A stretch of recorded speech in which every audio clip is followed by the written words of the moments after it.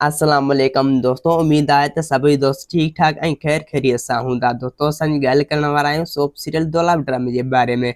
उम्मीद आहे त काफ़ी दोस्त ठीक ठाक ऐं ख़ैर ख़ैरियत सां हूंदा। दोस्तों हलूं था पंहिंजी कहाणी जी तरफ़।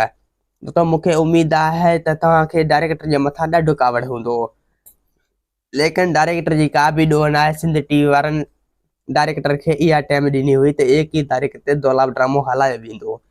तो उन जे करे डायरेक्टर इहा टाइम ॾिनी हुई। तो इहा टाइम जेको आहे इहा सिंध टीवी वारनि चेंज कई आहे, डायरेक्टर चेंज नाहे कयो। छो डायरेक्टर जे हथ में न आहे, इहा सभु सिंध टीवी वारनि जे हथ में आहे। उन जे करे दोस्तों दौलाप ड्रामे जी टाइम यानी डेट चेंज करे छॾियूं। ऐं दोस्तों दौलाप ड्रामे खे हाणे 28 तारीख़ ते राति जो 7 वॻे हलायो वेंदो, यानी सूमर जे ॾींहुं। तमामु ज़बरदस्त ड्रामो आहे ऐं तमामु ज़बरदस्त कहाणी। तो उम्मीद आहे त तव्हांखे कहाणी ऐं वीडियो पसंदि आई हूंदी। ऐं दोस्तों दौलाप ड्रामो हिकु अहिड़ी कहाणी आहे जो तव्हां ॾिसंदो। मूंखे उम्मीद आहे त तव्हां उनजी पहिरों ॾिठी हूंदी, तव्हांखे पसंदि आयो हूंदो। अगरि तव्हांखे पसंदि आयो त कमेंट में दोस्तों ज़रूरु ॿुधाइजो तव्हांखे दौलाप ड्रामो कीअं लॻो।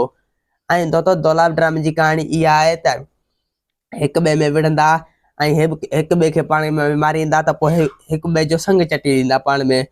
ऐं दोस्तों अहिड़े हिसाब जी दौलाप ड्रामे जी कहाणी आहे, तमामु ज़बरदस्त कहाणी आहे। दोस्तों असांखे ॾींदा हाणे इजाज़त, वरी तव्हां सां मिलंदासीं के नई ईंदड़ वीडियो में। जेसीं ताईं पंहिंजो ख़्यालु रखंदा।